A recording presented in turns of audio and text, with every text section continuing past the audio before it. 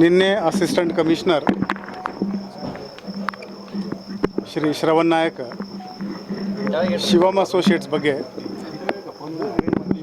ಒಂದು ಎನ್ಕ್ವೈರಿ ನಡೆಸಿದ್ದಾರೆ. ಆ ಎನ್ಕ್ವೈರಿ ಆಧಾರದ ಮೇಲೆ ಇವತ್ತು ಸಂಜೆಗೆ ಒಂದು ದೂರು ನಮ್ಮ ಮಾಳಮಾರುತಿ ಪೊಲೀಸ್ ಠಾಣೆಯಲ್ಲಿ ಸಿಕ್ಕಿದ ಎವಿಡೆನ್ಸ್ ಆಧಾರದ ಮೇಲೆ ಶಿವಮ್ ಅಸೋಸಿಯೇಟ್ಸ್ದು ಪ್ರೊಪ್ರೈಟರ್ ಅವನಿಗೆ ದಸ್ತಗಿರಿ ಮಾಡಲಾಗಿದೆ, ಸೆಕ್ಯೂರ್ ಮಾಡಲಾಗಿದೆ.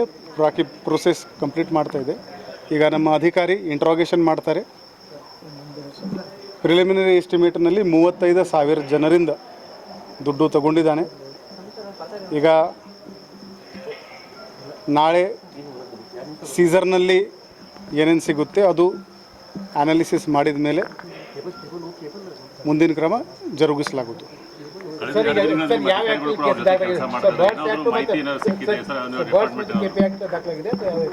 ಈ ಕೇಸ್ KPID ಆ್ಯಕ್ಟ್ ಸೆಕ್ಷನ್ ಮತ್ತು ಬರ್ಡ್ಸ್ ಆ್ಯಕ್ಟ್ ಸೆಕ್ಷನ್ ಪ್ರಕಾರ ದಾಖಲೆ. ಈ ಮೇನ್ ಓನರ್ ಮತ್ತು ಅವನದು ಸಹಕಾರಿಗಳು. ಬಾಕಿ ಈ ವಿಚಾರದಲ್ಲಿ ನಾಳೆ DC ಮತ್ತು ನಾನು ಒಂದು ಪ್ರೆಸ್ ಬ್ರೀಫಿಂಗ್ ಮಾಡ್ತೀನಿ. ದೂರ ಯಾರು ಕೊಟ್ಟಿರುವಂಥದ್ದು? ನಮ್ಮ ಅಸಿಸ್ಟೆಂಟ್ ರಿಜಿಸ್ಟ್ರಾರ್ ಕೋಆಪರೇಟಿವ್ ಸೊಸೈಟಿ. ಈಗ ಈ ವಿಚಾರದಲ್ಲಿ ನಾಳೆ ಒಂದು ಪ್ರೆಸ್ ಬ್ರೀಫಿಂಗ್, ಯಾಕೆಂದರೆ ಈ ಕೆಲಸ DC, ಜಿಲ್ಲಾಡಳಿತ, ಪೊಲೀಸ್ ಇಲಾಖೆ, ರೆವಿನ್ಯೂ ಇಲಾಖೆ ಎಲ್ಲ ಸೇರಿಕೊಂಡು ನಾವು ಮಾಡಿದ್ದೀವಿ. ಇದರ ಬಗ್ಗೆ ನಾಳೆ ನಾವು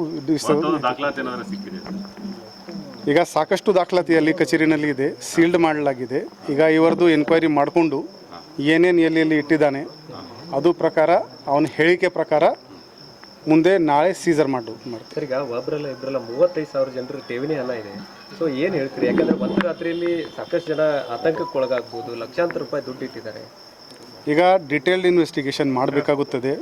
ರೈಟ್ ನಾವು ಈ 30,000 ಫಿಗರ್ ಕೂಡ ಎಷ್ಟು ಕರೆಕ್ಟ್ ಇದೆ ಅದು ನೋಡಬೇಕು ನಾವು. ಅದು ಎಲ್ಲ ವಿವರವಾದ ಅನಾಲಿಸಿಸ್ ಮಾಡಿದ ಮೇಲೇ ಎಷ್ಟು ಜನ ಎಷ್ಟು ದುಡ್ಡಿದೆ ಅದು ಎಲ್ಲ ಮಾಹಿತಿ ಸಿಗುತ್ತೆ. ನಾಳೆ ಮಾನ್ಯ DC ಅವರ ಜೊತೆಗೆ ನಾವೊಂದು ಬೆಳಿಗ್ಗೆ ಒಂದು ಪ್ರೆಸ್ ಕಾನ್ಫರೆನ್ಸ್ಗೆ ನಿಮಗೆ ಕರೆ ಕಚೇರಿ ಮೇಲೆ ದಾಳಿ ಆಗಿತ್ತು ಅಥವಾ ಒಂದೇ ಕಚೇರಿ ಮೇಲೆ ದಾಳಿ ಆಗಿತ್ತು ಅಂತ? 2 ಕಚೇರಿ ಮೇಲೆ. ಅಲ್ಲ, ಹುಕ್ಕೇರಿಯಲ್ಲಿನವರು ಕಚೇರಿ ಇದೆ, ಅವ್ರ ಮನೆಗಳು ಇದಾವೆ. ದಾಳಿ ಅಂತಂದ್ರೆ ಎಲ್ಲ ಕಡೆ ಆಗಬೇಕು, ಎಷ್ಟೇ ಯಾಕಾಯಿತು ಅಂತ ಹೇಳಿ. ಯಾಕಂತಂದ್ರೆ ಇನ್ವೆಸ್ಟಿಗೇಷನ್ ಎಲ್ಲ ನಮಗೆ ಎಷ್ಟು ಮಾಹಿತಿ ಇದೆ ಅದರ ಪ್ರಕಾರ ಕ್ರಮ ಜರುಗಿಸಲಾಗಿದೆ.